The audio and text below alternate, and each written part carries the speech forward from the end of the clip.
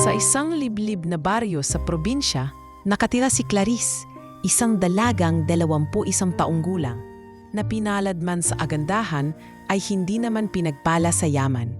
Lumaki siya sa simpleng bahay na yari sa kahoy at pawid, na sa tuwing may bagyo ay tila gumugulong ang buong bubong sa lakas ng hangin.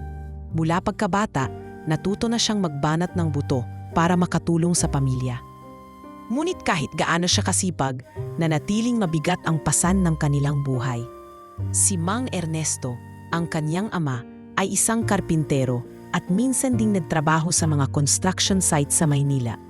Isang araw, habang nasa trabaho sa isang gusali, isang bakal ang nahulog mula sa mataas na palapag at tinamaan siya. Agad siyang binawian ng buhay. Para kay Clarice, tila gumuho ang mundo nang mawala ang ama. Lalo na't si Aling Liza, ang kanyang ina ay may matagal ng sakit sa puso at hindi na halos makapaghanap buhay. "Ate, uuwi na ba si Papa?" tanong noon ng kanyang bunsong kapatid na si Jomar, 8 taong gulang pa lamang, habang hawak ang laruan nitong kahoy na gawa ng kanilang ama. Hindi alam ni Clarice kung paano sasagutin ang tanong. Pinisina lamang niya ang kamay ng kapatid at pilit na ngumiti, kahit ang totoo ay ramdam niya ang bigat ng luha sa kanyang dibdib. Lumipas ang mga buwan at unti-unti nilang naramdaman ang kahirapan. Hindi na sapat ang ipon ng ama para sa pang-araw-araw, lalo na sa gamot ng ina. Pati baon ni Jomar sa eskwela ay madalas kulang. Minsan, tinatanggap ni Clarice ang ilang labada mula sa kapitbahay kapalit ng kaunting pera o bigas. Sa murang edad, nasanay na siyang kumayod ng walang hinihintay na kapalit, maliban sa mabuhay ang kanyang pamilya. May nobyo sana si Clarice noon, si Nestor, kababata at matagal nang nanliligaw sa kanya. Ngunit nang makita ni Nestor ang lumalalang sitwasyon ng pamilya at marinig mula kay Clarice na hindi pa siya makakapag-asawa, bigla na lang itong lumayo. "Hindi ko na kaya, Clarice. Ayokong habang buhay tayong maghirap." Ang mga salitang iniwan nito bago tuluyang nawala sa kanyang buhay. Magmula noon, mas lalo niyang itinanim sa isip na siya lamang ang maaasahan ng pamilya. "Kailangan kong humanap ng mas maayos na trabaho," bulong niya sa sarili habang nakatingin sa mga bituin isang gabi. Ngunit sa baryong iyon, iilan lang ang oportunidad. Nag-apply siya sa tindahan, sa maliit na karinderya at maging sa eskwelahan bilang helper, ngunit puro pagtanggi ang inabot niya. Hanggang isang araw dumating si Tia Nena, isang malayong kamag-anak na nakapira sa Maynila. "Clarice," bungad nito, "kilala ko ang housekeeper ng isang malaking mansyon sa Maynila. Baka pwede kitang irekomenda bilang kasambahay doon. Malaki ang sahod at libre ang pagkain at tirahan."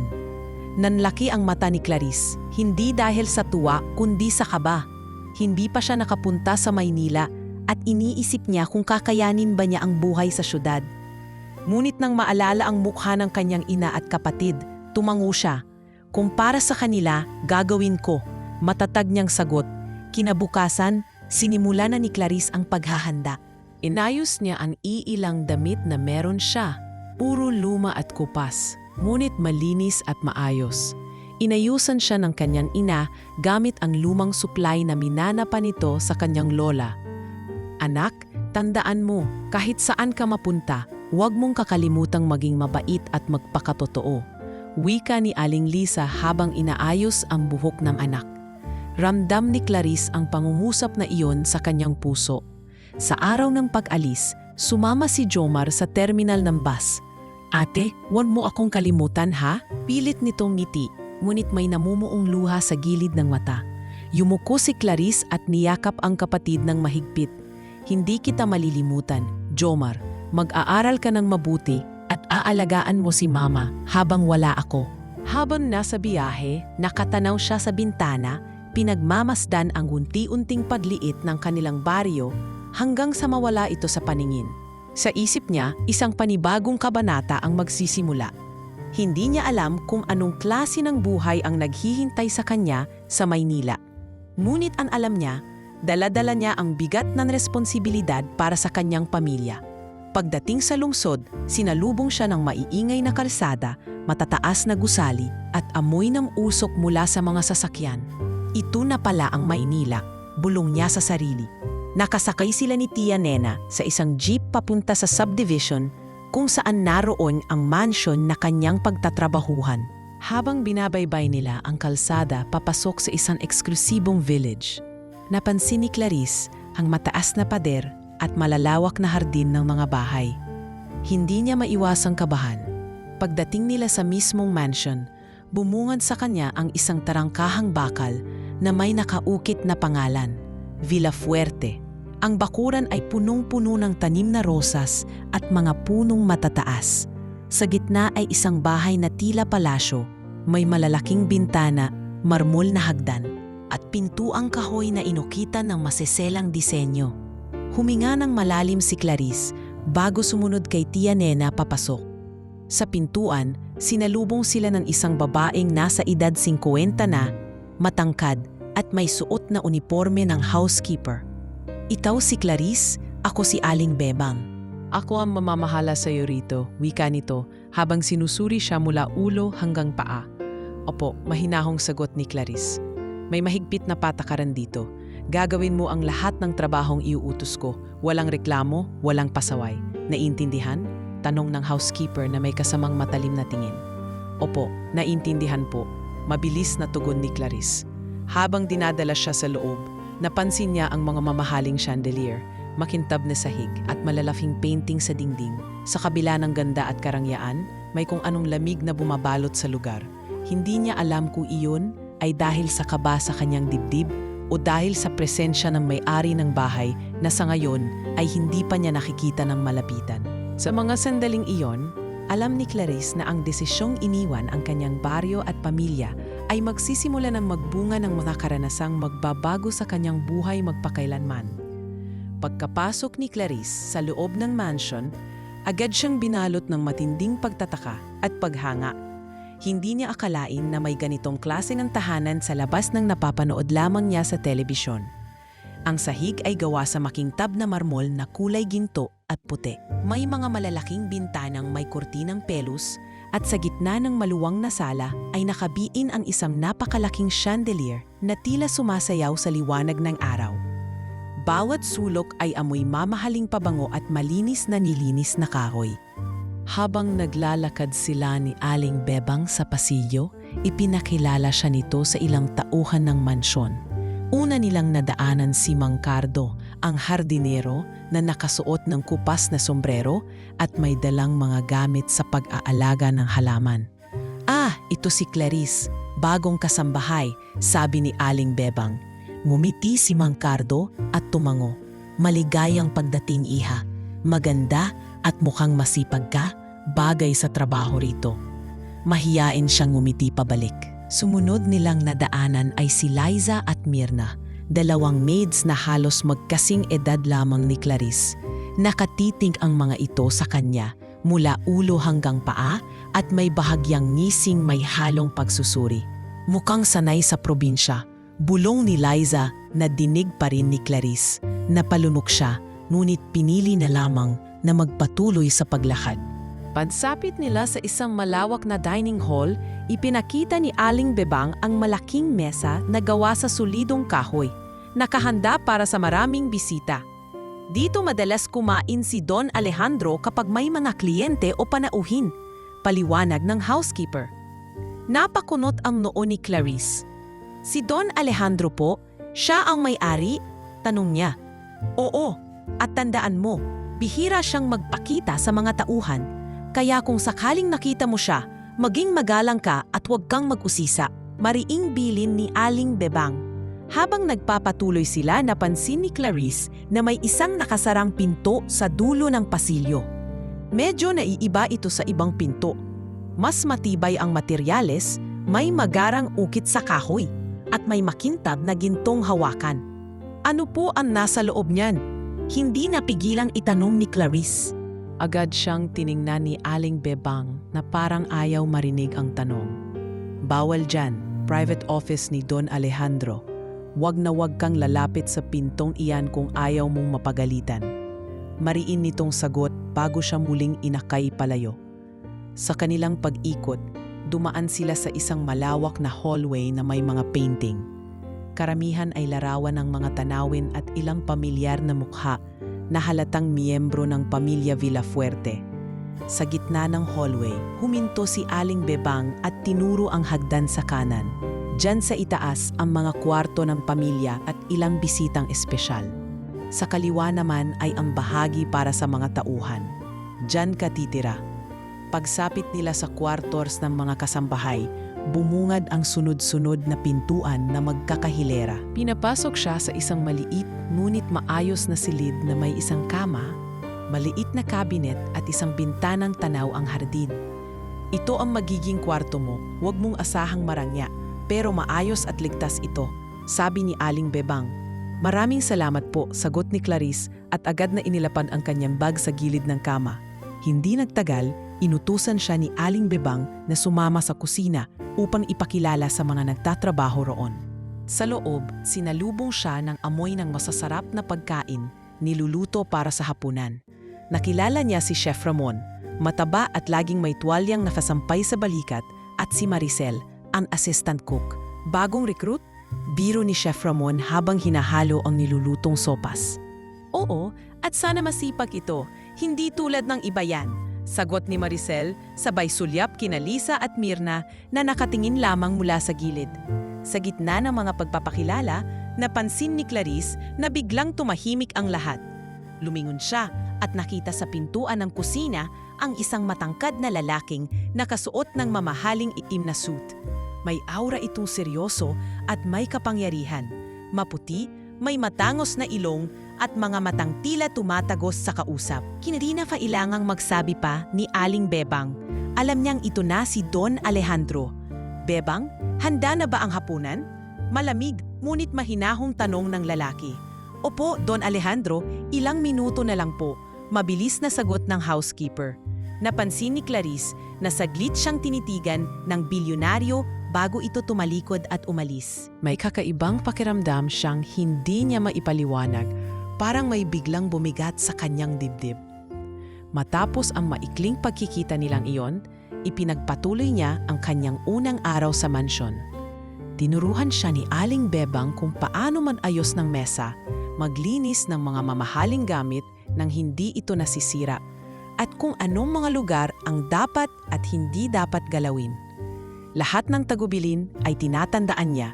Ayaw niyang magkamali sa unang araw pa lamang. Pagsapit ng gabi, matapos ang hapunan at pagliligpit, bumalik siya sa kanyang silid. Sa labas ng bintana, tanaw niya ang hardin na tila kumikislap sa ilaw ng mga poste. Naisip niya ang kanyang ina at kapatid. Kung gaano kaganda sana kung kasama nila siya at nakikita ang ganitong karangyaan. Ngunit alam niyang hindi siya narito para sa sarili niyang luho. Nandito siya para magtrabaho at matustusan ang pangangailangan ng kanyang pamilya.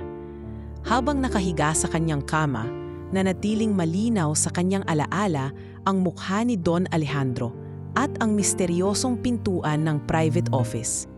Hindi niya alam kung bakit tila may kakaibang bigat ang presensya ng kanyang amo at kung bakit dumadagdag iyon sa kanyang kuryosidad sa lugar na bawal pasukin.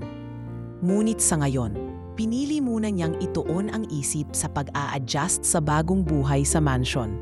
Copy ends here. Kinabukasan, maagang nagising si Clarice bago pa sumikat ang araw.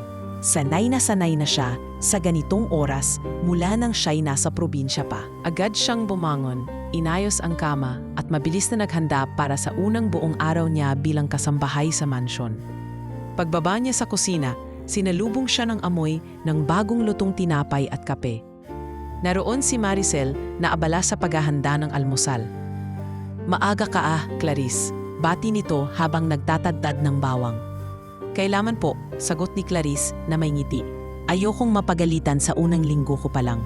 Sinimulan niyang punasan ang mesa at ayusin ang mga plato, inidor at baso. Ngunit habang abala siya, biglang dumating si Lisa na may hawak na baso ng juice. Alam mo Clarice, dito hindi lang basta sipag ang puhunan. Kailangan din marunong kang magpalakas sa mga tao. Sabi nito na may bahid ng panunukso. Napatingin si Clarice pero pinili na lang ng ngumiti. Basta gagawin ko lang po ang trabaho ko ng maayos, sagot niya. Mula sa gilid, si Mirna naman ipabulong na nagsabi, tingnan natin kung tatagal ka. Habang patuloy siya sa trabaho, dumating si Aling Bebang at may bit-bit na tray ng mga mamahaling tasa. Clarice, mag-ingat ka rito. Isang piraso lang na mabasag dyan, kalahating buwan ng sweldo mo ang katumbas. Mariin itong bilin. Sa kasamaang palad, nang abutin niya ang isang tasa mula sa tray, dumulas ito sa kamay niya at muntik nang mahulog. Buti na lamang ay mabilis niyang nasalo. Napasinghap si Liza na nakamasid mula sa gilid. Uy, konti na lang, baka wala ka ng trabaho. Biro nito ngunit may halong panlilibak. Sa gitna ng tensyon, dumating si Patricia, ang pamangkin ni Don Alejandro. Nakaayos itong parang laging handa para sa isang photoshoot. Suot ang mamahaling damit at may mataray na ekspresyon. Sino yan? Tanong nito kay Aling Bebang habang nakatingin kay Clarice mula ulo hanggang paa. Bagong kasambahay, Clarice ang pangalan, sagot ni Aling Bebang. Mukha ngang sanay sa probinsya, sabi ni Patricia, sabay irap bago tumalikod. Alam ni Clarice na hindi maganda ang unang impresyon nito sa kanya. Pagdating ng tanghali, habang inihahanda ang hapunan, nagkamali si Clarice sa pagkakaayos ng kubyertos sa mesa ng mga bisita. Hindi ito nakaligtas sa mapanuring mata ni Patricia. Debang, tingnan mo mato? Hindi marunong mag-ayos ng mesa, simple lang naman yan, reklamo nito. Agad na lumapit si Aling Bebang at inayos ang mga plato. Clarice, mas maging mainat ka sa susunod. Hindi natin pwedeng ipahiya ang pamilya sa mga panauhin. Mahinahong ngunit seryosong paalala nito. Pagkatapos ng hapunan, abala siya sa pagliligpit nang lapitan siya ni Mirna. Alam mo, mas mabuti siguro na mag-ingat ka sa mga kilos mo. Ayaw ni Patricia sa mga paguhan dito, lalo na sa mga nagkakamali. Sabi nito, tila ba nagpapayo ngunit halatang may halong pang-uuyam. Clarice, bagaman nasasaktan sa mga naririnig, ay piniling magtingpi. Basta gagawin ko lang po ang makakaya ko. Mahinang sagot niya. Sa mga sumunod na araw, mas lalong naging mahigpit ang mga patakaran para sa kanya. Kailangan niyang tiyakin na walang alikabok ang mga mamahaling muebles, hindi mababasa ang sahig at laging nakahanda ang mga kailangan ni Don Alejandro kahit hindi pa niya nakikita nang malapitan muli.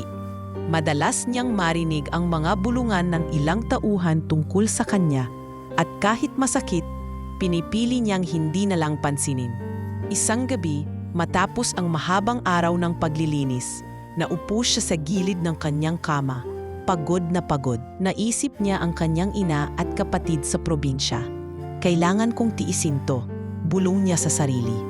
Para sa kanila, sa kabila ng pagod at mga hamon, hindi niya hinayaang masira ang kanyang determinasyon. Sa halip, mas lalo niyang pinagsikapan na matutunan ang lahat ng gawain, maging perpekto sa bawat detalye at magpakita ng respeto sa lahat. Kahit sa mga hindi maganda ang trato sa kanya. Isang umaga, habang naglilinis siya sa hallway, muli niyang nasilayan si Don Alejandro. Papalapit ito mula sa kabilang dulo, may dalang ilang dokumento. Bahagyang tumigil ito sa paglalakad at tumingin sa kanya. Magandang umaga po, magalang na bati ni Clarice. Tumango lamang ito at nagpatuloy sa paglalakad. Ngunit napansin niya na saglit siyang sinulyapan nito bago tuluyang pumasok sa isang silid. Hindi niya alam kung bakit, pero may kakaibang pakiramdam siyang naiwan sa kanyang dibdib. Sa kabila ng mga unang hamon sa trabaho, alam ni Clarice na kailangan niyang manatiling matatag. Hindi siya pwedeng madala ng mga intriga o takutin ng mataray na pamangkin ng amo.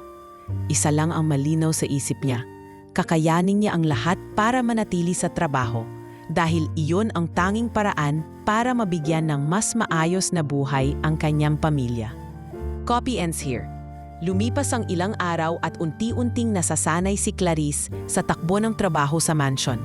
Gayunpaman, nananatiling mailap sa kanya ang presensya ni Don Alejandro. Bihira niya itong makita at kapag nagkakataon man, laging mabilis ang mga sandaling iyon. Isang tango, isang malamig na titig at muling paglalaho sa isa sa maraming silid ng bahay. Ngunit isang umaga, habang naglilinis siya sa hallway, malapit sa malaking silid aklatan, bigla siyang tinawag ng isang pamilyar ngunit malalim na tinig. "Ikaw," sabi ng tinig na may otoridad ngunit hindi bastos. Napalingon siya at nakita si Don Alejandro mismo, nakasuot ng simpleng puting polo at itim na pantalon. May dala itong isang folder na makapal at halatang mabigat. "Dalhin mo nga ito sa meeting room. Nasa dulo ng pasilyo sa kanan." Agad siyang lumapit, kinuha ang folder at bahagyang yumuko bilang paggalang. "Opo, sir." Tahimik siyang naglakad patungo sa silid, ngunit ramdam niya ang titig ng amo sa kanyang likod. Nang maiabot niya ang folder, nakita niya ang ilang mga lalaking naka-Amerikana na naroroon. Bago siya makalabas, muling nagsalita si Don Alejandro. "Salamat," wika nito. Malamig pa rin ang tono, ngunit may bahagyang lambing sa dulo. Mula noon napansin ni Clarice na minsan ay naguutos na sa kanya si Don Alejandro ng maliliit na bagay, pagdadala ng kape sa opisina, pag-aabot ng mga dokumento sa library o pag-aayos ng ilang gamit sa conference room. Bawat pagkakataon ay isang bagong obserbasyon para kay Clarice. Napansin niyang laging maayos ang suot nito, laging diretsyo ang indig at bihira itong ngumiti. May kakaibang bigat sa bawat presensya nito. Ila ba lahat ng tao sa paligid ay otomatikong tumatahimik kapag dumarating? Isang hapon, habang inaayos niya ang mga libro sa library, napansin niyang dumating si Don Alejandro. Nasa kamay nito ang isang maliit na kahon na tila may lamang mahalagang bagay. Tahimik itong lumapit sa isang estante at inilagay ang kahon sa pinakataas na bahagi bago siya tinapunan ng tingin. "Matagal ka na bang nagtatrabaho bilang kasambahay?" tanong nito. Medyo nagulat si Clarice na tinanong siya ng ganoon. "Hindi pa po, sir. Ito po ang unang pagkakataon ko na magtrabaho sa ganito kalaking bahay," sagot niya, pilit na hindi nanginginig ang boses. Tumango lamang si Don Alejandro at muling bumaling sa mga libro. "May pamilya ka sa probinsya?" tanong nito muli. "Opo, may sakit po ang nanay ko at may nakababatang kapatid na nag-aaral pa. Kaya po ako nandito." Mahinang sagot niya. Hindi niya alam kung bakit, pero tila nagulat siya nang marinig din sinabi ng amo. "Alam ko." Napatingin siya sa gulat. Ngunit wala nang dagdag na paliwanag si Don Alejandro. Warabang sinadya nitong iwan siyang nagtataka kung paano nito nalaman ang tungkol sa kanyang buhay. Minsan, naririnig niyang pinag-uusapan ng ibang tauhan na si Don Alejandro ay isang biyudo na nawalan ng asawa halos isang dekada na ang nakararaan. Wala itong anak at mas pinipiling abalahin ang sarili sa negosyo at pamamahala ng mga ari-arian. Ayon kay Mang Cardo, bihira raw itong makitang nakikipagkwentuhan sa mga empleyado, kaya't lalong nagtaka si Clarice kung bakit tila unti-unting lumalapit sa kanya ang amo sa maliliit na paraan. Isang gabi, habang abala siya sa pag-aayos ng hapag para sa hapunan ng ilang bisita, naririnig niya ang yabag ni Don Alejandro sa likuran. "Magandang ayos," sabi nito habang tinitingnan ang pagkakalatag ng mga plato at kubyertos. "Salamat po, sir," sagot ni Clarice, hindi makatingin ng diretso. Napansin niyang saglit siyang tinapunan ng tingin bago ito nagpatuloy sa kanyang daan. Habang lumilipas ang mga araw, napansin ni Clarice na sa tuwing magtatagpo ang kanilang mga mata, may kakaibang kuryente siyang nararamdaman. Hindi iyon tulad ng kaba na dulot ni Patricia o ng mga naninira sa kanya, kundi isang hindi maipaliwanag na timpla ng takot at kuryosidad. Minsan, kapag nasa dining hall siya at papasok si Don Alejandro, napapansin niyang tila mas tumatagal ang titig nito sa kanya kumpara sa iba. Isang umaga, habang nagwawali sa veranda, bigla siyang nilapitan ni Liza na may ngising mapanukso. "Uy, napapansin ka na yata ni Don Alejandro," bulong nito. "Hindi mo ba napapansin na ikaw lagi ang tinatawag para sa maliliit na utos?" Napatigil si Clarice at umiwas ng tingin. "Trabaho lang yun," sagot niya. Ayaw patulan ang biro. Ngunit sa loob-loob niya, hindi niya rin maitatangging napapansin nga siya ng amo. Sa kabila ng malamig na pakikitungo nito sa karamihan, si Clarice ay nakakaramdam ng kakaibang pag-aalaga sa mga utos na ibinibigay sa kanya. Hindi ito pasigaw, hindi rin nakakasakit ng damdamin. Laging mahinahon, ngunit may kasamang bigat na parang hindi po pwedeng suwayin.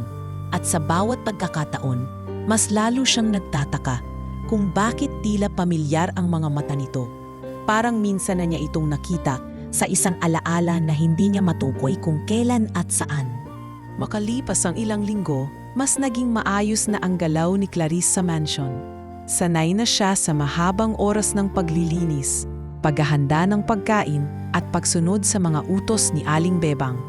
Ngunit sa kabila ng pagiging abala, nananatili sa kanyang isipan ang isang bagay, ang misteryosong pintuan sa dulo ng pasilyo na tinawag ni Aling Bebang na private office ni Don Alejandro.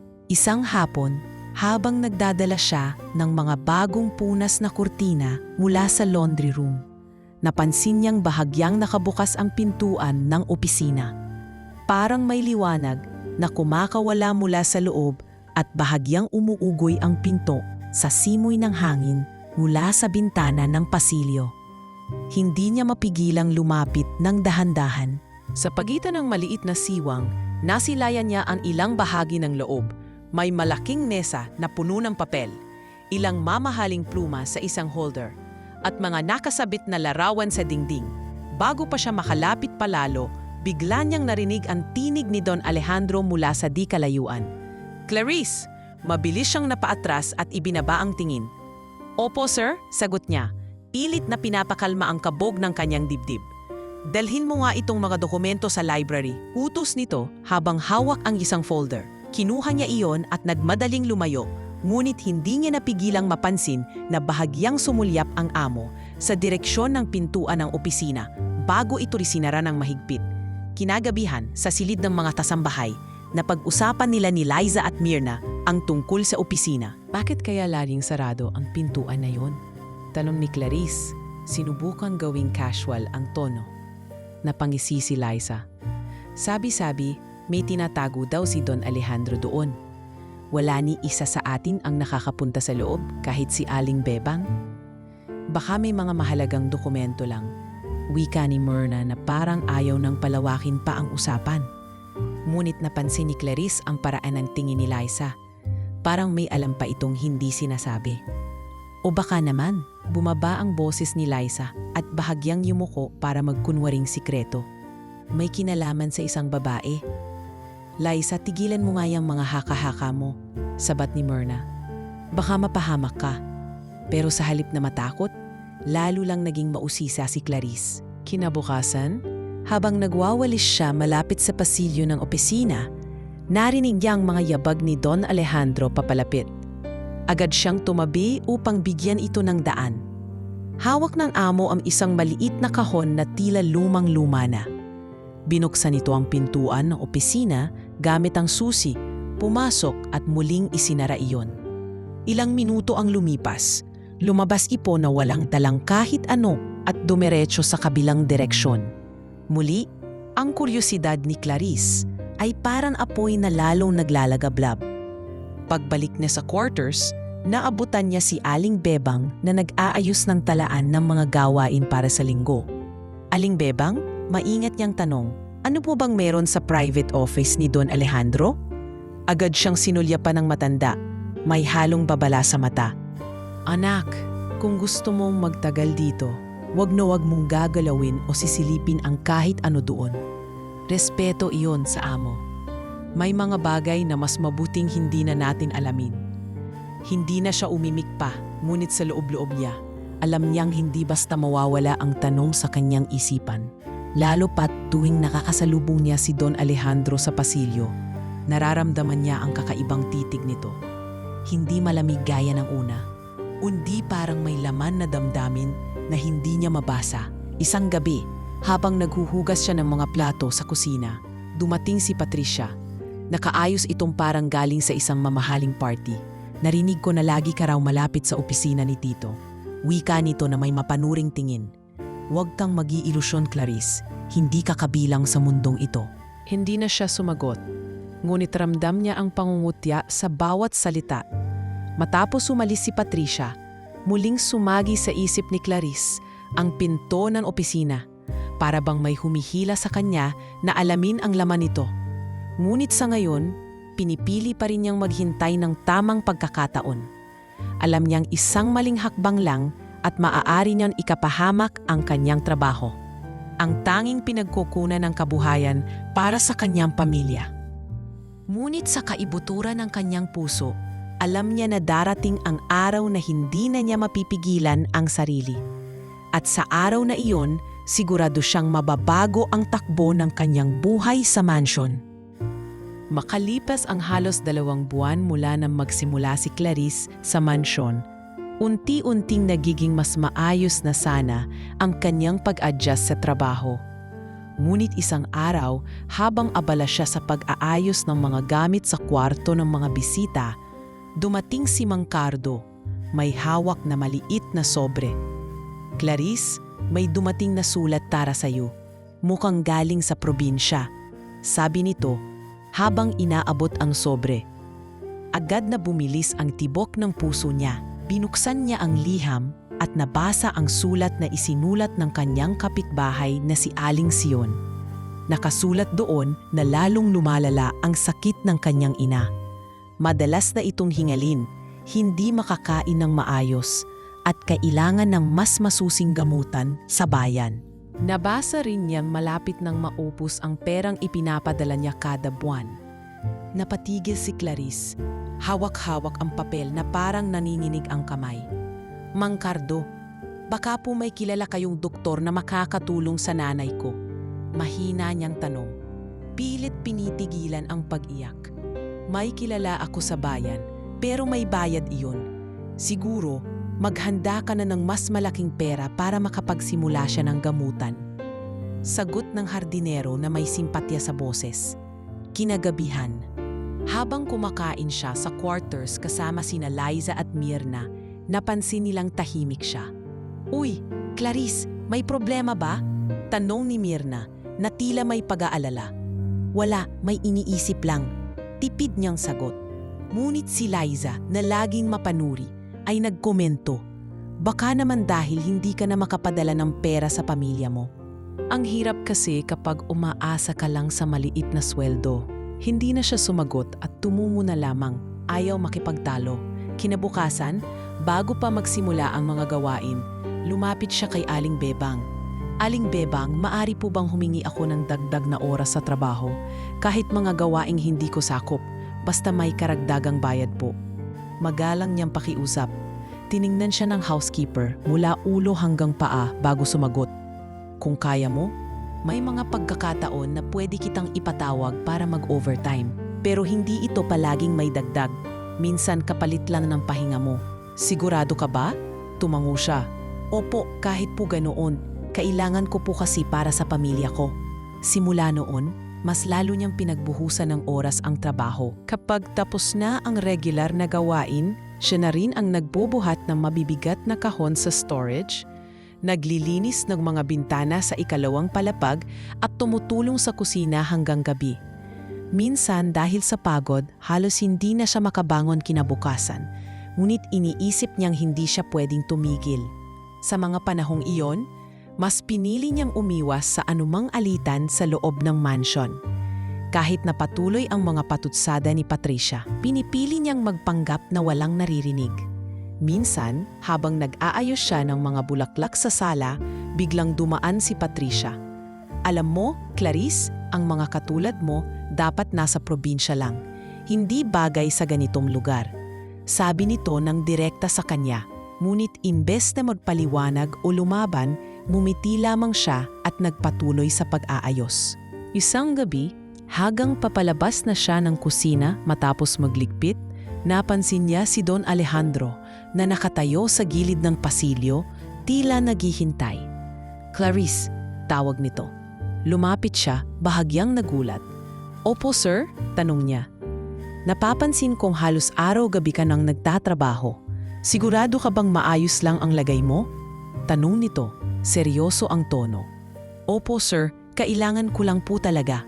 Para po sa pamilya ko," sagot niya at bahagyang yumuko para hindi makita ng amo ang bahagyang pamumuo ng luha sa kanyang mata. Hindi na nag-usisa pa si Don Alejandro, Ngunit bago ito tumalikod ay nagsabi, "Kung kailangan mo ng pulong, huwag kang mahihiyang magsabi." Naiwan siyang nakatingin sa likod nito habang patalayo. Hindi alam kung paano tatanggapin ang narinig. Kinabukasan, habang naglilinis siya sa garden area, dumating si Mang Cardo at ibinalita na may libreng medical mission sa bayan sa susunod na linggo. Baka pwedeng isama ang nanay mo. Libre ang check-up at gamot, sabi nito. Napangiti si Clarice sa unang pagkakataon matapos ang ilang linggo. Salamat po, Mang Cardo. Malaking tulong po iyon. Sa kabila ng bigat ng problema, nagsimula siyang makaramdam ng kaunting pag-asa. Alam niyang hindi pa tapos ang laban. Ngunit determinado siyang ipagpatuloy ang pagtatrabaho sa mansyon. Hindi lang para mapanatili ang kanyang kinikita, kundi para masigurong maibabalik ang kalusugan ng kanyang ina. Sa kanyang puso, tahimik siyang nanalangin na sana'y manatiling matatag ang kanyang trabaho. Sapagkat alam niya, sa bawat araw na lumilipas, mas lumalalim din ang kanyang ugnayan sa mga taong nakapaligid sa kanya. At mas lalo siyang nababalot ng misteryong unti-unting bumabalot sa kanyang bagong mundo. Copy ends here. Mula nang simula ni Clarice ang mga dagdag na gawain para sa karagdagang kita, mas nabing abala siya kaysa dati. Ngunit kasabay nito, tila mas lalo ring naging maingat at mapanuri sa kanya ang ilang tao sa mansyon, lalo na sina Liza at Myrna. Kapag abala siya sa paglilinis, nararamdaman niya ang mga matang nakatingin sa kanya at paminsan-minsan ay naririnig ang mababang bulungan na alam niyang siya ang paksa. Isang hapon, habang inaayos niya ang mga bulaklak sa malaking vase sa entrada, narinig niya si Liza na nagsasalita mula sa kabilang bahagi ng hallway. Alam mo, Myrna, nakakainis na. Parang paborito siya ni Aling Bebang. Siya ang laging inuutos sa mga gawain na nakikita ng amo. Sabi nito na may halong inggit. Baka kasi mas magaling talaga siya kaysa sa atin, tugon ni Myrna na bahagyang pabiro. Ngunit malinaw ang pagkadama ng tensyon sa kanilang tono. Hindi na kumibo si Clarice at ipinagpatuloy na lamang ang pag-aayos. Kahit ramdam niyang sadyang pinapainit ang paligid sa kanya. Ngunit hindi lang sa mga kasamahan niya lumalala ang tensyon. Isang araw, dumating si Patricia mula sa labas. Nakaayos na parang galing sa isang mamahaling pagtitipon. Nang makita siya sa sala na nag-aayos ng kurtina, tumigil ito at tinapunan siya ng matalim na tingin. "Clarice, sa totoo lang, hindi ko maintindihan kung bakit ka tinanggap dito ni Tito. Maraming mas may karanasan kaysa sayo." Wika nito na may malamig na ngiti. Pilit na ngumiti si Clarice. "Ginagawa ko lang po ang trabaho ko, ma'am." "Siguraduhin mo lang na trabaho lang ang ginagawa mo." Dagdag pa ni Patricia sabay talikod at umalis. Naiwan si Clarice na nakarandam ng malamig na kilabot. Malinaw na ayaw sa kanya ng pamangkin ni Don Alejandro at hindi niya alam kung bakit ganun ang galit nito sa kanya. Ilang araw ang lumipas at isang insidente ang nagpatibay sa hinala ng iba. Habang nagliligpit siya ng mga pinggan sa kusina pagkatapos ng hapunan, pumasok si Don Alejandro upang kumuha ng malamig na inumin. Napatingin ito sa kanya at bahagyang ngumiti, isang bihirang tanawin para sa mga empleyado. "Magandang gabi, Clarice," magalang na bati nito. "Magandang gabi rin po, sir," sagot niya, bahagyang nagulat. Nang lumabas ang amo, napansin niyang nakatingin si Liza mula sa gilid ng pintuan. Nakakunot ang noo. Kinabukasan, pagbalik niya mula sa hardin, nadatnan niyang magkausap sina Liza at Myrna. Ngunit nang makita siya ay biglang natahimik. "Ano po yun?" tanong niya. Pilit na kalmado ang boses. "Wala," sagot ni Liza, ngunit baka sa muka ang ngiting puno ng intriga. Alam ni Clarice na pinag-uusapan siya, ngunit wala siyang balak patulan. Sa kabila ng mga patutsada at bulong-bulungan, may mga pagkakataong napapansin ni Clarice na tila may bahagyang pagkalinga sa kanya si Don Alejandro. Minsan, nang makita siya nitong nag-aayos ng mabibigat na kahon sa may bodega, lumapit ito at kinuha ang ilan. Hayaan mo na ako rito, sabi nito. Kaya ko naman po, sir, sagot niya. Ngunit gumiti lamang ang amo at ipinagpatuloy ang pagtulong. Ngunit ang kabutihang iyon ay lalo lang nagpasiklab ng inggit kay Patricia. Isang gabi, nadatnan niya si Patricia sa kusina habang kumukuha ng alak. Huwag mong isipin na dahil tinutulungan ka minsan ni Tito, may espesyal ka ng lugar dito. Wika nito habang nagbubuhos sa baso. Hindi mo siya kilala at tiyak, oras lang ang bibilangin bago kanya pagsawaan. Imbes na sumagot, kumalikod na lamang si Clarice at umalis. Ngunit sa loob-loob niya, unti-unti siyang nagsisimulang mag-isip kung bakit nga ba tila may kakaibang tingin ang amo sa kanya. Isang tingin na hindi niya maintindihan kung may halong awa, pagkilala o isang bagay na higit pa roon. Sa mga sumunod na linggo, lalo pang dumalas ang mga sitwasyong napapansing siyang sinusubaybayan ng iba. May isa pang pagkakataon na habang nagwawalis siya sa may veranda, biglang dumaan si Don Alejandro at tinanong, "Kumusta ang pamilya mo sa probinsya?" Natatigil siya sa tanong. Hindi inaasahan na maaalala nito ang ganoong detalye. "Mabuti naman po, sir. Salamat." Sagot niya, ngunit ramdam niya ang pag-usisa sa mata ng tamo. At sa bawat araw na lumilipas, habang tumitindi ang paninira at pagseselos ng iba, mas lalo namang tumitibay ang kanyang paninindigan na manatili sa mansyon. Kahit ramdam niya ang bigat ng tingin at salita ng ilan, iniisip niya na ang lahat ng ito ay maliit na kapalit para sa kapatanan ng kanyang pamilya sa probinsya. Ngunit hindi rin niya maitatanggi. May ibang dahilan kung bakit mas pinipili niyang magtiis at manatili. Isang dahilan na hindi pa niya lubos na nauunawaan, ngunit unti-unting lumilinaw sa tuwing magtatagpo ang kanyang paningin at ang mata ng kanyang amo. Copy ends here. Isang umaga, abala si Clarice sa pag-aayos ng mga libro sa library nang biglang pumasok si Don Alejandro. Suot nito ang kanyang paboritong kulay abong suit at may hawak na makapal na folder. Clarice, awag nito at agad siyang napalingon. Pakidala ito sa conference room at ipatong sa lamesa.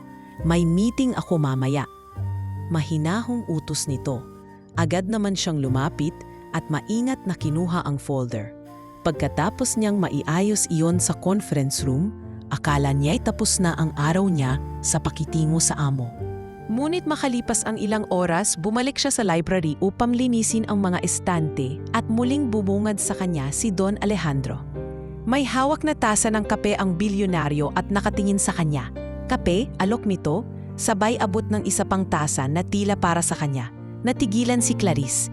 Hindi sanay na tinatanggap ng kasambahay ang ganitong pag-aalok mula sa amo. Sir, salamat po, pero wala nang pero, putol ni Don Alejandro. Hindi ko naman laging ginagawa ito. Isang beses lang. May bahagyang biro sa tono nito, ngunit halata ring may kasamang seryosong lambing. Walang nagawa si Clarice kundi tanggapin ang kape at magpasalamat. Habang umiinom siya, nagsimula itong magtanong. "Ilang taon ka na nga ulit?" 21 po, sagot niya. "May pamilya ka sa probinsya?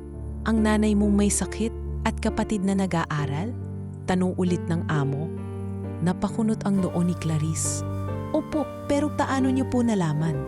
Tumikim si Don Alejandro at bahagyang ngumiti. "Maraming paraan para makilala ang mga taong nagtatrabaho sa iyo." Hindi na ito nagdagdag ng paliwanag, kaya't nanatili siyang nagtataka.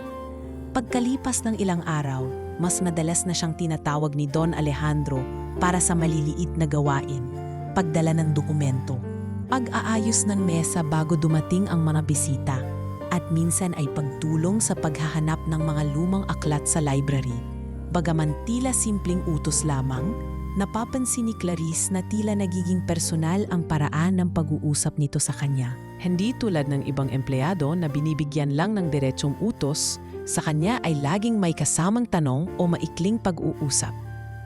Isang hapon, habang abala siya sa pag-aayos ng mga papeles sa conference room, pumasok si Don Alejandro.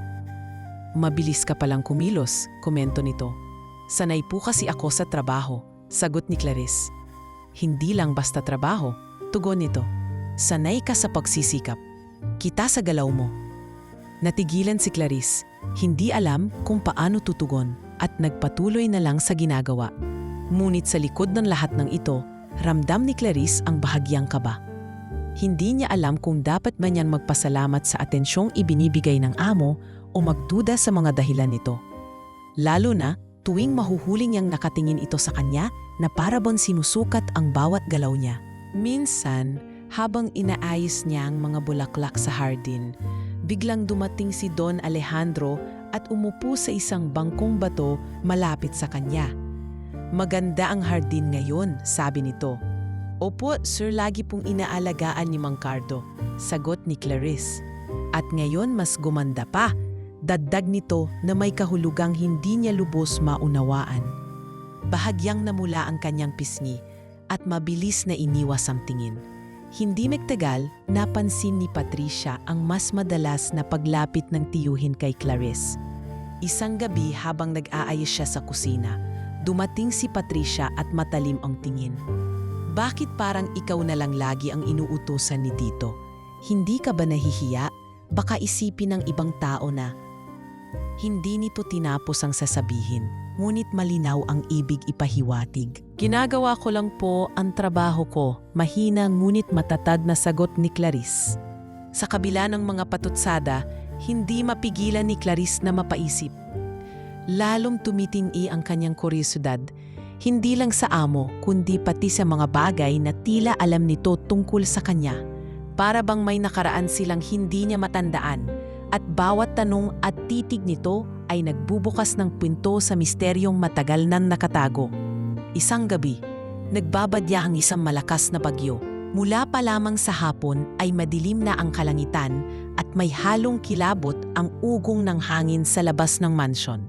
Pagdating ng gabi, dumagundong ang malalakas na kulob at sunod-sunod ang kidlat na kumikislap sa bintana. Nasa kusina si Clarice kasama ang ilang kasambahay, abala sa paghuhugas ng mga plato. Nang marinig nilang pumasok si Mang Cardo na basang-basa at halos himihingal. Bumigay ang ilang bahagi ng bubong sa may likuran ng mansion. May tumututulong tubig sa hallway papunta sa storage. Sigaw nito. Agad na kumilos si Aling Bebang at inutusan ng lahat ng pwedeng tumulong. Clarice, kumuha ka ng mga balde at basahan. Bilisan natin bago mabaha ang loob. Walang pag-aalinlangan, tumakbo siya sa storage room para kumuha ng gamit. Ang malakas na ulan sa labas ay ramdam pa rin sa loob ng bahay dahil sa lamig at lagaslas ng tubig na pumapasok mula sa sira sa bubong. Habang abala siya sa pagpupuna sa tumutulong tubig sa sahig, napansin niyang bukas ng bahagya ang pinto ng private office ni Don Alejandro, isang bagay na bihirang-bihira mangyari. May mahina ring liwanag mula sa loob, tila galing sa isang maliit na desk lamp. Napahinto siya at bahagyang lumapit. Ang puso niya ay mabilis ang tibok. Hindi niya maiwasang isipin na baka iyon na ang pagkakataon upang kahit papaano ay masilip ang loob. Itinapat niya ang sarili sa siwon ng pinto at sumilip. Kita niya ang ilang aparador na gawa sa mamahaling kahoy. Isang malapad na mesa na punong-puno ng mga papel at aklat.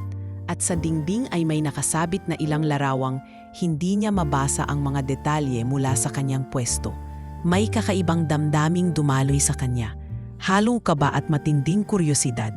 Ngunit bago pa siya makapasok, narinig niya ang malalakas na yabag mula sa pasilyo. Clarice, tinig iyon ni Aling Bebang. Mabilis niyang iniwas ang tingin sa pinto at binitbit muli ang balde. Opo, Aling Bebang. Sagot niya at dali-daling tumulong sa iba pang kasambahay sa paglilinis ng hallway. Habang patuloy ang ulan, nanatiling abala si Clarice sa pagtutuyo ng sahig at paglalagay ng mga basahan sa lugar na pinapasukan ng tubig. Minsan ay napapatingin siya sa direksyon ng private office. Iniisip kung dapat ba niyang sundin ang kutob na pumasok kahit saglit. Ngunit sa isip niya, hindi iyon ang tamang oras. Alam niyang kapag nahuli siya, baka iyon na ang huling gabi niya sa mansion. Makalipas ang ilang oras, humupa ng kaunti ang ulan. Ngunit patuloy pa rin ang pagpatak mula sa sira sa bubong. Pagkatapos ng paglilinis, bumalik siya sa quarters, pagod at basang-basa ang paa. Habang nakahiga, hindi niya maiwasang isipin ang nakita niya. Hindi iyon gaanong malinaw pero sapat para gumising ang matagal ng tanong sa kanyang isipan. Ano nga ba talaga ang laman ng opisina na iyon? At bakit parang may bigat sa bawat pagkakataong mabubuksan ang pinto nito? Kinabukasan, habang nag-aalmusal ang mga kasambahay, nabanggit ni Liza na nakita raw siya kagabi malapit sa pintuan ng opisina. Hindi ka ba natatakot na mahuli ka ni Don Alejandro? Sabi nila, kahit si Patricia, bawal pumasok doon. Komento nito na may halong paninindak. Naghahatid lang ako ng mga gamit para sa paglilinis, sagot niya, pilit na kalmado. Ngunit alam niyang kahit paano ay totoo ang sinabi ni Liza. Kahit sino sa mansion ay walang karapatang basta-basta pumasok sa silid na iyon. Sa buong araw, ramdam ni Clarice ang bigat ng kanyang iniisip. Hindi lang dahil sa pagod mula sa magdamag na paglilinis, kundi dahil na rin sa ideya na kahit anong gawin niya, babalik at babalik sa isip niya ang gabing iyon. Ang pinto, ang liwanag mula sa loob at ang mga larawang nakasabit sa dingding. Sa kabila ng pagod, alam niyang isang araw ay baka hindi na siya makapagpigil. At kapag nangyari iyon, wala nang makakapigil sa kanya na malaman ang totoo. Makalipas ang ilang araw mula sa gabing maulan, bumalik sa normal ang takbo ng trabaho sa mansion. Ngunit para kay Clarice, hindi na ganoon kasimple ang lahat.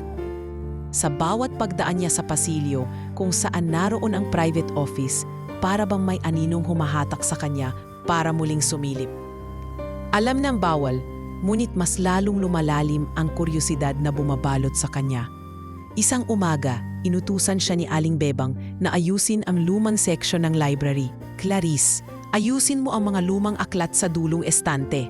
Marami roon ay luma na at kailangan maayos ang pagkakaayos bago dumating ang mga bisita ni Don Alejandro. Bili nito. Tumango siya at agad na pumunta sa itaas na bahagi ng library.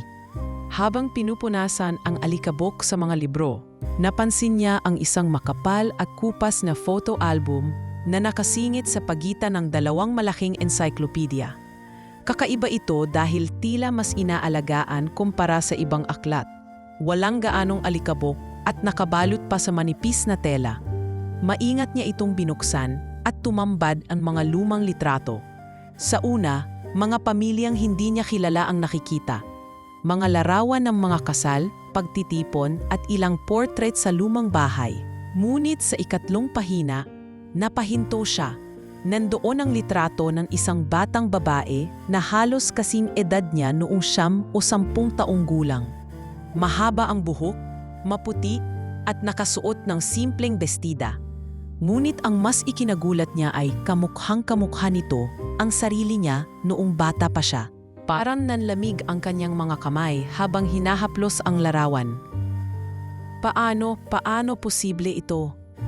Bulong niya sa sarili. Pilit niyang inalala kung mayroon bang pagkakataon na nakunan siya ng ganoong litrato, ngunit wala siyang maalala. Hindi rin niya alam kung sino ang batang babae sa larawan, ngunit malinaw na may hindi pangkaraniwang koneksyong iyon sa kanya. Sa mga sumunod na araw, mas lalong dumami ang tanong sa isip niya. Tuwing nakikita niya si Don Alejandro, naaalala niya ang larawan. Minsan, naiisip niyang baka alam nito ang sagot. Ngunit sa tuwing magtatangka siyang magtanong, tila nawawala ang kanyang tapang. Isang hapon, habang nag-aayos siya ng mga bulaklak sa veranda, lumapit si Don Alejandro. Maganda ang ayos, sabi nito habang tinitingnan ang kanyang trabaho. Salamat po, sir. Sagot niya, pilit na hindi nagpapahalata ng kaba. Naisip niyang baka iyon na ang pagkakataon para magtanong. Ngunit bago pa siya makapagsalita, tumunog ang cellphone nito at agad itong umalis. Naiwan siyang nakatingin sa papalayong likod ng amo. Pakiramdam niya ay mas lalong lumalayo ang kasagutan. Mula noon, naging mas malinaw sa kanya ang isang bagay. Darating ang araw na susubukan niyang pumasok sa private office. Hindi na sapat ang mamatanong at hinala. Kailangan niyang makita at marinig mismo ang totoo. Ngunit alam din niyang hindi pwedeng basta-basta iyong gawin. Kailangan niya ng tamang oras at tiyempo. Isang gabi, bago siya matulog, naalala niya ang mga mata ni Don Alejandro tuwing magtatagpo ang kanilang paningin. Laging may halong pagkilala at tila may tinatago. At sa kanyang puso, unti-unti na niyang nararamdaman na ang koneksyon nila ay hindi basta amo at kasambahay lamang, kundi isang mas malalim na ugnayan na hindi pa niya lubos na nauunawaan. Dumating ang araw ng isang malaking okasyon sa mansion, isang pagtitipon para sa mga kasosyo at kliyente ni Don Alejandro. Mula umaga pa lamang, abala na ang lahat ng tauhan sa paghahanda. Ang kusina ay puno ng mga niluluto. Ang hardin ay abala sa pag-aayos ng mga dekorasyon at ang bawat sulok ng bahay ay pinupunasan at pinapakinis. Si Clarice ay halos hindi na makahinga sa dami ng gawaing ipinagkatiwala sa kanya. Mula sa pag-aayos ng mga mesa sa garden area hanggang sa pagtulong sa kusina at pagdadala ng mga gamit. Pagdating ng hapon, nagsidatingan ang mga bisita, pawang nakasuot ng magagarang damit at mahal na alahas. Ang ilan ay pamilyar sa kanya bilang mga madalas na kausap ni Don Alejandro sa telepono. Habang nagsasalo-salo ang lahat sa hardin at ballroom, halos walang naiwan sa loob ng bahay. Si Patricia ay abala sa pakikipagkwentuhan sa mga bisita, habang si Aling Bebang naman ay nakatutok sa kusina para tiyakin na tuloy-tuloy ang serbisyo ng pagkain at inumin. Habang dinadala ni Clarice ang isang tray ng mga baso papunta sa hardin, napansin niyang dumaan siya sa pasilyo kung saan naroon ang private office. Bahagyang nakabukas ang pinto. Napahinto siya at ang puso niya'y tila tumalon sa kanyang dibdib. Sa gitna ng ingay mula sa kasayahan sa labas, parang simabog ang katahimikan sa bahaging iyon ng bahay. Lumingon siya sa magkabilang dulo ng pasilyo. Walang tao. Walang ni isang kasambahay o gwardiya na naroon. Maging si Don Alejandro ay nakita niya kanina na abala sa pakikipag-usap sa isang grupo ng mga bisita sa hardin. Ibinaba niya ang tray sa isang maliit na mesa malapit sa hallway. Saka dahan-dahang lumapit sa pinto. Nang tuluyan niya tong itulak, bumungad sa kanya ang silid na matagal na niyang nais masilip. Ang sahig ay gawa sa makintab na kahoy. May malaking mesa sa gitna na punung-puno ng papeles at lumang dokumento. Sa kaliwang bahagi ay may isang estanteng puno ng makakapal na libro at sa kanan ay ilang kabinet na tila pinaglalagyan ng mga mamahaling bagay. Ngunit higit sa lahat, agad na pumukaw ng pansin niya ang mga nakasabit na larawan sa dingding, mga lumang portrait at litrato na halatang may kahalagahan sa amo. Pumasok siya ng mas malalim at pinasadahan ng tingin ang paligid. May ilang antique na relo, isang lumang typewriter at isang maliit na kahong gawa sa ahoy na may ukit. Sa gilid ng mesa, nakapatong ang ilang lumang sobre na tila hindi na nabubuksan sa mahabang panahon. Ngunit bago pa siya makalapit para suriin ang mga iyon, narinig niya mula sa labas ang malalayong yabag. Mabilis siyang napalingon at nakita sa siwang ng pinto ang anino ng isang dumadaan. Nagtago siya saglit sa likod ng isang kabinet, pinipigilan ang sarili na huminga ng malakas. Nang wala namang pumasok, muling bumalik ang kanyang atensyon sa mga larawan. Isang larawan ang agad na umagaw ng kanyang atensyon. Isang malaking frame na nakasabit sa gitna ng dingding. Hindi niya pa nakikita ng malinaw mula sa distansya, ngunit ramdam niya ang kakaibang hatak nito sa kanya. Lumapit siya at sa bawat hakbang ay mas bumibilis ang tibok ng kanyang puso. Pagdating niya sa harap nito, hindi na siya nakapagsalita. Nakatitig si Clarice sa malaking frame sa dingding at pakiramdam niya ay parang huminto ang mundo. Ang larawang nakapaloob dito ay malinaw na malinaw. Isang dalagita na nakasuot ng simpleng puting bestida. Nakangiti ng bahagya at nakatayo sa harap ng isang hardin. Ngunit ang higit na nagpatigil sa kanyang paghinga ay ang katotohanang ang dalagita sa larawan ay siya. Walang duda, iyon ang kanyang mukha, ang hugis ng kanyang mata, ang bahagyang kurba ng labi at maging ang maliit na nunal sa ilalim ng kanyang kanang mata. Nanlalamig ang kanyang mga palad habang iniabot ang kamay para haplusin ang salamin ng frame. Paano posible ito? Mahina niyang bulong halos hindi naririnig kahit siya mismo. Wala siyang maalalang pagkakataon na nakunan siya ng ganoong litrato, lalo na sa isang lugar na hindi niya kilala. Sa gilid ng malaking frame, napansin niya ang isa pang mas maliit na larawan na nakalagay sa isang antigong kahoy na frame sa ibabaw ng kabinet. Lumapit siya at pinulot ito. Lalong nanlaki ang kanyang mga mata nang makita ang litrato. Bata pa siya roon, marahil mga 3 taong gulang, nakasuot ng dilaw na damit at nakaupo sa kandungan ng isang babaeng hindi niyang kilala. Ang babae ay maganda, marangal ang tindig, at tila may pagkakahawig kay Don Alejandro. Habang hawak niya ang litrato, naramdaman niya ang bigat ng hindi maipaliwanag na koneksyon. Hindi lang ito simpleng pagkakatulad, para bang may bahagi ng kanyang nakaraan na itinago sa kanya. At ang mga larawang ito ay mga piraso ng palaisipan na unti-unti nang nabubuo. Bago pa siya makapag-isip ng mas malalim, nakarinig siya ng mahihinang yabag mula sa pasilyo. Agad siyang natauhan at ibinalik ang maliit na larawan sa pagkakalagay nito. Mabilis niyong tiningnan ang paligid para masigurong walang bakas ng kanyang presensya ang maiwan. Ngunit napansin niyang bahagyang gumalaw ang kurtina sa gilid ng silid, marahil dahil sa bukas na bintana. Pinilit niyang ayusin yon bago tuluyang lumabas ng opisina. Paglabas niya, halos madapa siya sa pagmamadali. Kinuha niya ang tray ng baso na iniwan niya kanina sa mesa at nagkunwaring abala sa pagpunta sa hardin. Habang naglalakad, pilit niyang pinapakalma ang sariling dibdib na mabilis ang pagtibok. Lumingon siya sandali at nakita na sarado na ulit ang pinto ng opisina. Hindi niya alam kung siya ba ang nagsara o kung may ibang taong dumaan at isinara iyon. Sa kasiyahan, tila wala namang nakapansin sa kanyang ginawa. Abala pa rin ang lahat sa pagtitipon. Si Patricia ay abala sa pakikipag-usap sa mga kaibigan niya habang si Don Alejandro ay kausap ang ilang ginoo malapit sa fountain sa hardin. Ngunit hindi niya maiwasang mapansin na sa gitna ng kanilang pag-uusap, saglit siyang tinapunan ng amo ng tingin. Isang tingin na puno ng lalim at tila nagsusuri. Kinagabihan, matapos ang pagtitipon, bumalik siya sa kanyang silid sa quarters. Hindi siya agad nakatulog. Paulit-ulit na bumabalik sa isip niya ang mga larawang nakita niya, lalo na ang malaking portrait ng dalagitang siya mismo. Kung totoo man iyon, bakit naroon? Paano napunta kay Don Alejandro ang litrato ko? Tanong niya sa sarili.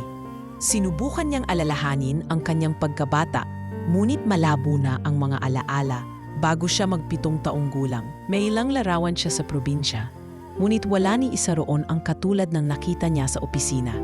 Kinabukasan, habang nag-aalmusal ang mga tauhan sa kusina, naroon si Patricia na tila mas maagang bumaba kaysa karaniwan. May kakaiba akong napansin kagabi, sabi nito habang umiinom ng kape, bahagyang nakatingin kay Clarice. May ilang tao raw na gumagala sa loob habang abala ang lahat sa hardin.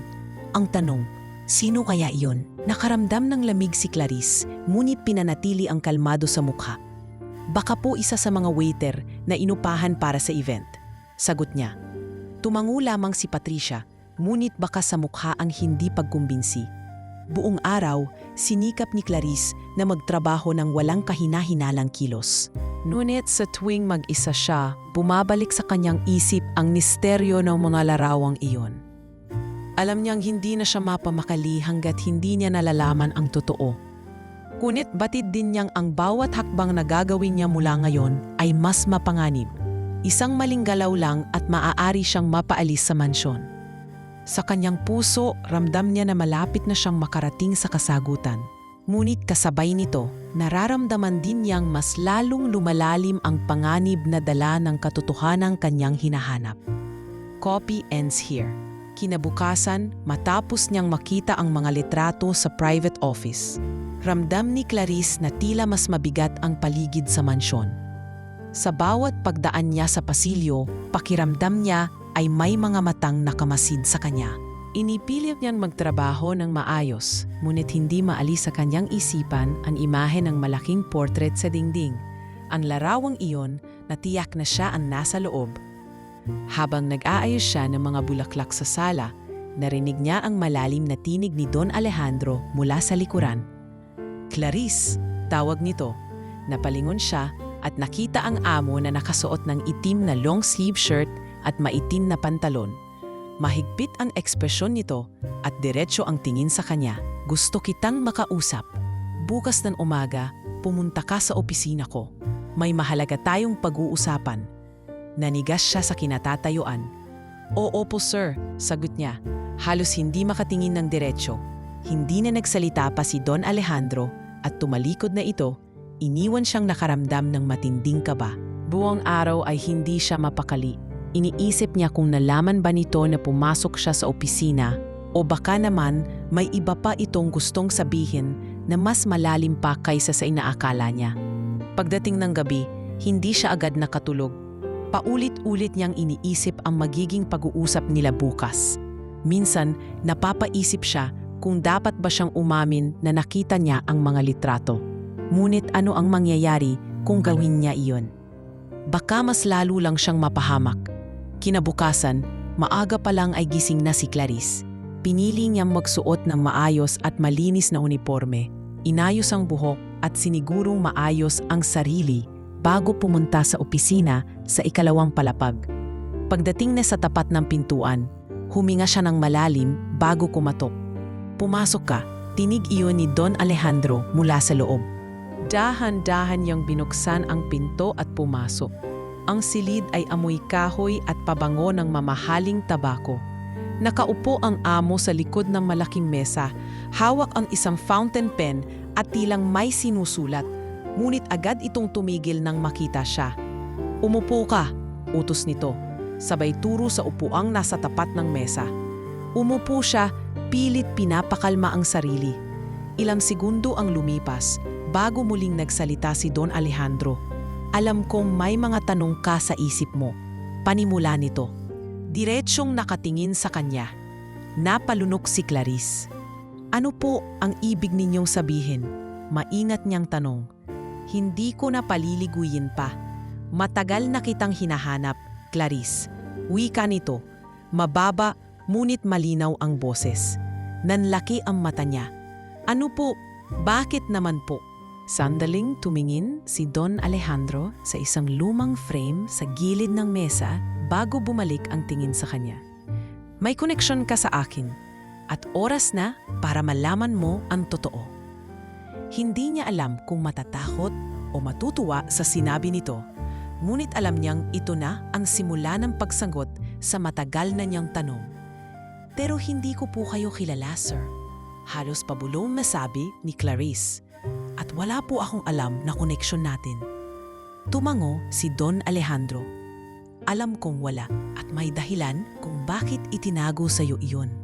Ngunit hindi lahat ng sikreto ay dapat manatiling sikreto habang buhay. Sa sandaling iyon, ramdam ni Clarice na malapit nang mabunyag ang katotohanan. Ngunit kasabay ng kaba, may bahagi ng puso niya ang tila umaasang sana'y maganda ang magiging sagot sa lahat ng kanyang tanong. Tahimik na nakatingin si Clarice kay Don Alejandro, sinusubukang intindihin ang mga salitang binitiwan nito. Patagal mo na po akong hinahanap, ulit niya. Mahina ang boses na parang natatakot sa magiging sagot. Tumango ang amo, mabagal at mabigat ang bawat galaw. Oo, dahil ikaw ang anak ng kapatid kong babae, ang kapatid na matagal ko nang hindi nakita bago siya pumanaw. Parang biglang naging mabigat ang hangin sa loob ng opisina. Naramdaman ni Clarice na bumilis ang tibok ng kanyang puso. Anak po ng kapatid ninyo? Hindi po totoo yan. Ang nanay ko po ay hindi mo tunay na ina, putol ni Don Alejandro. Diretso ngunit may lambing ang tono. Siya ang nagpalaki sa'yo mula pagkabata. Oo, siya ang nag-aruga at umalalay sa'yo. Pero bago ka pa man tumuntong ng 2 taon, ipinasa ka na niya sa kanya. May kasunduan sila noon. At hindi ka na muling dinala sa akin ng tunay mong ina dahil nagkaroon kami ng hindi pagkakaunawaan. Naramdaman ni Clarice ang malamig na panginginig sa kanyang mga kamay. Pero paano po kayo nakakasiguro? Paano ninyo nalaman na ako yun? Bumangon si Don Alejandro mula sa kanyang upuan at lumapit sa isang lumang kabinet sa gilid ng opisina. Kinuha nito ang isang kahon at binuksan sa harap niya. Isa-isang inilabas ang ilang lumang litrato, mga larawan ng isang batang babae na kamukha niya, ngunit mas bata pa. Kasama ng bata sa ilang larawan ay isang babaeng kahawig ni Don Alejandro, ngunit mas bata, maganda at matamis ang ngiti. Ito ang kapatid ko, si Amelia. At ito ka, Clarice, noong mga panahong nasa kanya ka pa. Napahawak siya sa bibig habang pinitingnan ang mga litrato. Hindi niya matandaan ang mga eksenang iyon, pero ang bata sa larawan ay walang dudang siya. Hindi ko po alam, wala po akong naaalala. Mahina niyang sabi. Umupo muli si Don Alejandro, tinitigan siya ng diretsyo. Alam kong mahirap paniwalaan. Matagal na panahong akong naghanap sa'yo. Nang mabalitaan ko mula sa isang kakilala na may dalagang kasambahay sa isang bayan na kahawig ng kapatid ko noong kabataan nito, ipinahanap la kita. At nang makita kita, alam kong hindi ako nagkamali. Nakaramdam siya ng halo-halong damdamin, gulat, pagkalito, at isang uri ng pangungulila na hindi niya maintindihan. Bakit po? Bakit hindi ninyo ako hinanap noon? Napayuko si Don Alejandro, para bang mabigat din sa kanya ang tanong. Hinahanap kita, Clarice. Pero maraming taon ang nasayang dahil sa sama ng loob at galit. Nang mamatay si Amelia sa ibang bansa, wala na akong ibang ginawa kundi hanapin ang kaisa-isa niyang anak. At ngayon, nandito ka na. Kung totoo po ang sinasabi ninyo, ibig sabihin, pamilya tayo? Mahina ngunit malinaw ang tinig ni Clarice. Hindi lang basta pamilya, sagot nito. May kakaibang init sa tinig. Ikaw ang tanging natitirang dugo ng kapatid ko. At kahit huli na, gusto kong itama ang mga pagkukulang ng nakaraan. Hindi nakasagot agad si Clarice. Parang naglalaban ang isip at puso niya. Sa isang banda, may matinding damdamin siyang nararamdaman. Isang pagnanais na maniwala at yakapin ang bagong katotohanan. Ngunit sa kabilang banda, may takot at alinlangan. Kailangan ko po ng oras para intindihin lahat ng to. Tanging nasabi niya. Tumango si Don Alejandro at mumiti ng bahagya. Iyon lang ang hinihiling ko. Oras at pagkakataon. Hindi kita pipilitin, Clarice. Pero simula ngayon, gusto kong malaman mong ligtas ka rito at wala nang makakapanakit sa iyo habang ako ang kasama mo. Habang palabas siya ng opisina, ramdam ni Clarice na may mabigat na pagbabagong nangyari sa kanyang mundo. Isang lihim na itinago sa loob ng maraming taon ang ngayon ay nagsimulang mabunyag. At batid niyang mula rito, hindi na magiging pareho ang takbo ng kanyang buhay. Copy ends here. Mula sa araw na ipinagtapat ni Don Alejandro ang katotohanan, hindi naging madali para kay Clarice ang tanggapin agad ang lahat. Parang biglang nabuksan ang isang mundo na hindi niya kailanmang inakalang may kinalaman siya. Buong buhay niya'y pinaniniwalaan niyang isa siyang anak ng isang simpleng may bahay sa probinsya. Lumaki sa hirap at itinaguyod ang sarili sa marangal na paraan. At ngayon, isang bilyonaryo, ang kanyang amo, ang tinuring niyang pinakamailap sa lahat, ay siya palang tiyuhin niyang matagal nang naghahanap sa kanya. Nagkulong muna si Clarice sa kanyang silid ng buong gabi matapos ang revelasyon. Hindi siya makatulog. Lumulutan sa kanyang isipan ang larawan ng kanyang ina, si Aling Liza, ang babaeng nagpalaki sa kanya at minahal siya ng lubos. Hindi mo tunay na ina. Paulit-ulit sa kanyang isip ang sinabi ni Don Alejandro. Ngunit sa puso niya, si Aling Liza pa rin ang kanyang ina. Kung totoo mang siya'y anak ng kapatid ng isang bilyonaryo, bakit kailangang ilayo siya? Bakit kailangan siyang palakihin sa hirap? Kinabukasan, habang nagwawalis siya sa gilid ng veranda, lumapit si Don Alejandro. Hindi ito nagsalita agad. Tiningnan lang siya nito ng tahimik bago nagsimulang magsalita. Clarice, naiintindihan ko kung nahihirapan ka at hindi kita minamadali. Pero gusto kong malaman mo. Gusto kong matulungan ka at ang pamilya mong nagpalaki sa'yo. Napatingin si Clarice, may luha sa kanyang mata. Hindi po naging madali ang lumaki sa hirap. Hindi rin naging madali ang tanggapin na isang araw, may malaking bagay palang hindi ko alam tungkol sa sarili ko.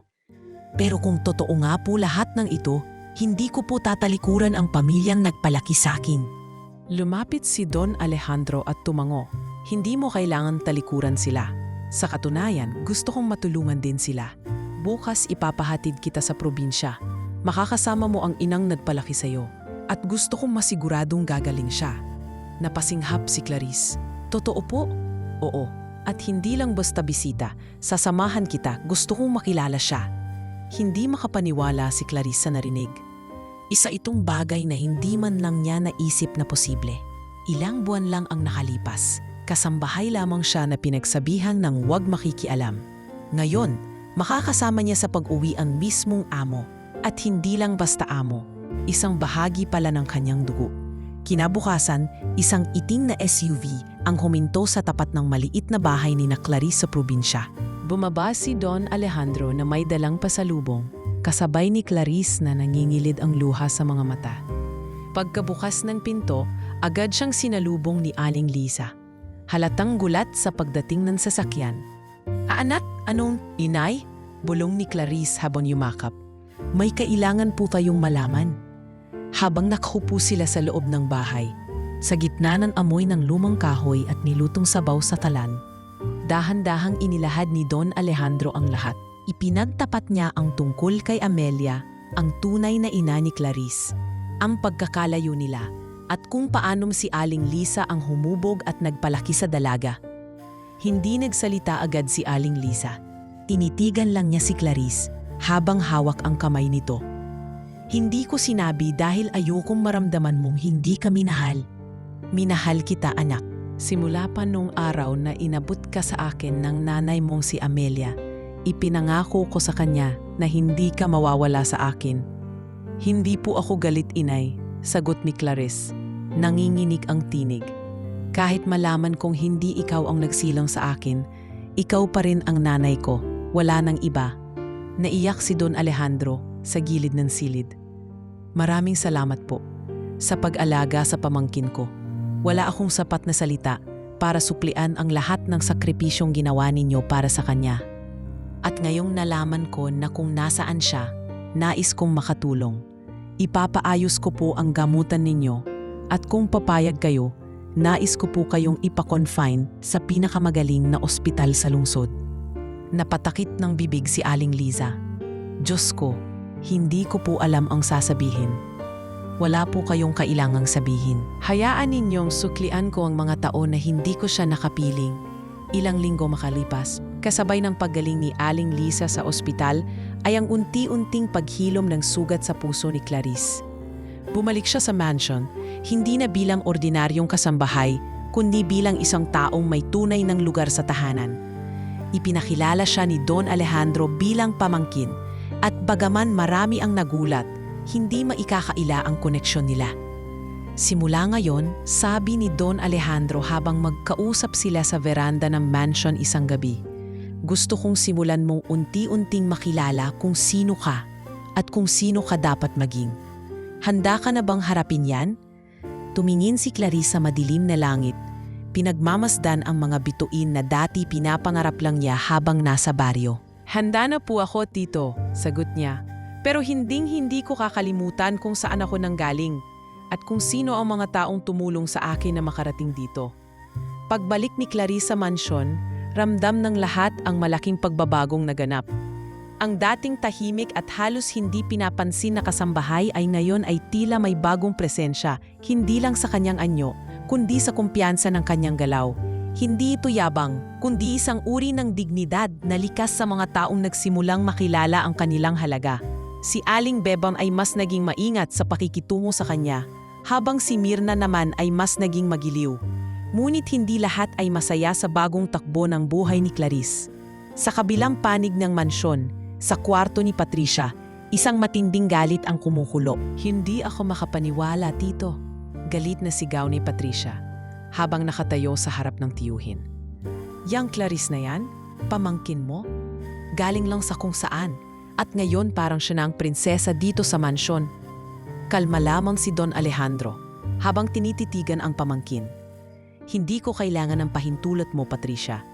Siya ay anak ng kapatid kong babae, at hindi ko siya papayagan apihin ng kahit sino, lalo na ng sarili kong dugo. Tumalikod si Patricia, nanginginig sa galit. Kung ganon, sige, Tingnan natin kung hanggang saan ang kakayahan niya. At doon nagsimula ang planong gustong-gustong niyang gawin matagal na. Ang itumba si Clarice sa mata ng lahat. Makalipas ang ilang araw, habang si Clarice ay abala sa pag-aayos ng mga dokumentong ipinasusuri ni Don Alejandro, isang alahas na nawawala ang naging dahilan ng kaguluhan. Isang mamahaling kwintas na may brilyante mula pa sa koleksyon ng yumaong ina ni Don Alejandro ang di umano'y hindi na matagpuan. Sa harap ng mga kasambahay at ilang staff ng mansion, si Patricia mismo ang unang nagturo ng baliri. Clarice ang huling nakita sa loob ng silid ni Tita Celia. Mariing sabi ni Patricia, hindi ba't siya rin ang pinayagang tumulong sa pag-aayos ng mga gamit nitong nafaraang linggo? Napatingin ang lahat kay Clarice. Hindi siya nakapagsalita agad. Hindi ko po kinuha ang kwintas. Wala po akong alam sa pagkawalang yon. Mariing niyang tugon. Kung ganon, bakit hindi nating silipin ang gamit niya? Panukala ni Patricia, sabay turo sa kwartong tinitirhan ni Clarice. Wala siyang nagawa kundi sumang-ayon. Isa-isang binuksan ni Aling Bebang ang mga drawer at kahon ng mga gamit ni Clarice.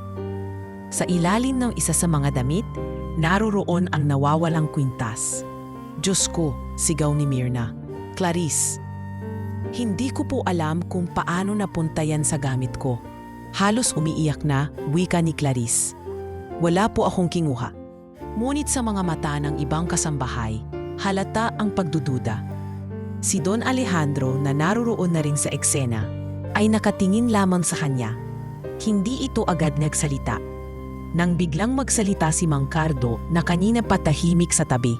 Pasensya na po, sir, ma'am, pero may CCTV po sa hallway kung saan dadaan ang sino man galing sa silid ni Ma'am Celia. Napatigil si Patricia sa pagkilos. CCTV? Agad na ipinakuha ni Don Alejandro ang mga footage mula sa security team. Paglipas ng ilang minuto, lumabas sa monitor ang malinaw na video. Makikita si Patricia mismo, madaling araw ng nakaraang araw. Hawak ang isang maliit na pouch na pamilyar sa lahat. Anong ibig sabihin nito, Patricia? Malamig ang tinig ni Don Alejandro habang nakatingin sa pamangkin. Hindi ito makasagot, nanliliit sa kinatatayuan. Ginamit mo ang pangalan ko para ipahiya si Clarice? Dagdag pa ng bilyonaryo, halos hindi makapaniwala. Hindi ko intensyon. Akala ko, baka hindi na natapos ni Patricia ang sasabihin dahil sa bigat ng pagkakabunyag ng kanyang kasinungalingan. Lumapit si Don Alejandro kay Clarice. Patawad, Clarice. Dapat ay mas pinag-ingatan kita at hindi ko hahayaang mangyari pa ito muli. Hindi mapigil ang pag-agos ng luha sa pisngi ni Clarice. Maraming salamat po, Tito. Hindi ko po alam kung saan ako kukuha ng lakas kung hindi niyo ako ipinantanggol. Sa harap ng buong staff, inutusan ni Don Alejandro si Patricia na lisanin muna ang mansion at magpahinga sa ibang lugar. Hanggat hindi ka natututong humarap sa sarili mong galit, hindi kita kailangan sa bahay na ito. Wika nito. At sa sandaling iyon, ramdam ni Clarice na unti-unting lumilinaw ang kanyang mundo. Hindi lamang dahil sa pagkilala, kundi dahil sa muling pagbangon sa gitna ng pagtatangka na siya'y wasakin. Sa puso niya, alam niyang maraming laban pa ang kakaharapin, ngunit ngayong kasama na niya ang isang taong handang tumindig para sa kanya, hindi na siya kailanman mag-iisa. Makalipas ang mga linggong puno ng pagbubunyag, intriga at emosyon, unti-unti nang bumalik sa tahimik na ayos ang buhay sa loob ng mansion. Ngunit hindi tulad ng dati, nagbago na ang pagkakaayos ng lahat, hindi lang ng mga silid o ng mga kasambahay, kundi ng mga relasyon, pananaw at higit sa lahat ng kinabukasan ni Clarice. Isang hapon, habang nakaupo si Clarice sa veranda, tinatanaw ang malawak na hardin. Nilapitan siya ni Don Alejandro. May bitbit itong folder at may mahinang ngiti sa mukha. Clarice, bungad nito. Handa ka na ba sa susunod na hakbang? Napalingon siya at bahagyang ngumiti. Ano pong hakbang ang tinutukoy niyo, Tito? Ibinukas ni Don Alejandro ang folder at inilapag sa mesa sa pagitan nila.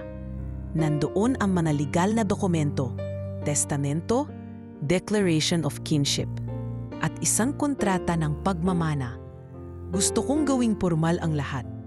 ipinapasa ko sa iyo ang bahagi ng negosyo at ari-arian ng pamilya Villafuerte. Hindi lang bilang pamangkin, bilang tagapagmana ng iyong ina. Hindi agad nakasagot si Clarice. Parang hindi siya makahinga. Totoo po ba to? Hindi ko po alam kung karapat-dapat ako. Hinawakan ni Don Alejandro ang kanyang kamay. Clarice, hindi mo kailangang patunayan ang sarili mo sa pamamagitan ng yaman o edukasyon. Ang ipinakita mong tapang, dignidad, at pagmamahal sa pamilya ay higit pa sa sapat. Hindi kita pinipilit. Pero gusto kong simulan mo na ang panibagong yugto ng buhay mo, hindi bilang kasambahay, kundi bilang bahagi ng pamilyang ito. Bahagyang nanilid ang luha sa mata ni Clarice. Ngunit mumiti siya. Salamat po, Tito. Hindi po ito magiging madali para sa akin, pero nangangako po akong gagawin ko ang lahat ng makakaya ko para hindi kayo mapahiya. Kinabukasan, bumalik si Clarice sa probinsya para ipagbigay alam ang lahat sa kanyang pamilya. Sa harap ng simpleng hapagkainan na pinagsaluhan nila ni Aling Lisa at ni Jomar, ibinahagi niya ang mga nangyari. Bitbit niya ang balitang hindi lang gumaling na si Aling Lisa, kundi handa na ring itong tumira sa mas maayos na tahanan sa lungsod kung gugustuhin ito. Anak, ani Aling Lisa habang nakatitig sa kanya, hindi mo alam kung gaano ako kasaya, pero ayoko ring tigilan ka. Gawin mo kung ano ang tama sa puso mo. Ako, masaya na akong nakita kitang tinitingala ngayon. Hindi ko po kayo iiwan, inay, sagot ni Clarice habang mahigpit ang hawak sa kamay ng kanyang ina. Kung pupunta man ako sa mas malayo, isasama ko po kayo roon. At ganoon nga ang nangyari. Ilang araw matapos bumalik sa Maynila, ipinasundo ni Clarice ang kanyang ina at kapatid. Inilipat sila sa isang bahay na malapit sa mansyon at unti-unti nilang sinimulan ang panibagong buhay. Mas tahimik, mas maginhawa, ngunit hindi nakakalimot sa pinanggalingan. Mula noon, si Clarice ay hindi na simpleng kasambahay sa mansyon. Nag-umpisa siyang mag-aral muli sa gabi habang tinuturuan siya ng mga consultant ni Don Alejandro sa umaga. Inilapit siya ng tiyuhin sa mga aspeto ng negosyo, marketing, logistics at pamamahala. Mahirap sa una, ngunit tulad ng lahat ng kanyang pinagdaanan, tiniis niya ito para sa hinaharap. Sa bawat hakbang, nandoon si Don Alejandro. Laging tahimik ang suporta, ngunit laging naroon. Sa likod ng bawat desisyon ni Clarice, alam niyang may isang taong handang tumayo sa tabi niya kung sakaling madapa siya. Isang gabi, habang naglalakad sila sa garden matapos ang isang mahabang araw ng meeting, nagsalita si Don Alejandro. Kung narito lang si Amelia na yon, sigurado akong ipagmamalaki ka niya. Napatingin si Clarice sa mga bituin. Alam ko pong hindi ko siya nakilala, pero sa puso ko, pakiramdam ko, lagi niya akong kasama. Naglakad sila sa kahabaan ng daanan na pinalilibutan ng mga rosas, habang ang lamig ng hangin ay marahan sumasayad sa kanilang balat. Tahimik ngunit payapa, parang sinasabi ng bawat yapak nila sa damuhan, na sa wakas, natagpuan na ni Clarice ang tahanang hindi lang gawa sa bato o kayamanan, kundi ng pagtanggap, pag-unawa at tunay na pagmamahal. At mula sa pagiging hamak na kasambahay, si Clarice ay naging simbolo ng bagong simula. Hindi lang para sa kanyang sarili, kundi para sa buong pamilyang minsang winasak ng mga lihim at galit. Sa bawat umaga na siya'y bumabangon sa silid na minsang ipinagbabawal sa kanya, alam niyang isa na siyang ganap na bahagi ng tahanang minsang ay inakala niyang hindi kailanman magiging kanya. Hindi man niya hinanap ang yaman. Dumating ito sa kanya sa paraang puno ng pagsubok. Ngunit ang tunay na yaman natuklasan niya sa mga taong tinanggap siya, sa mga sugat na gumaling, at sa pamilyang nabuo mula sa katotohanan. Ito na ang kanyang bagong simula, at sa pagkakataong ito, hawak na niya ang direksyon ng sarili niyang kapalaran.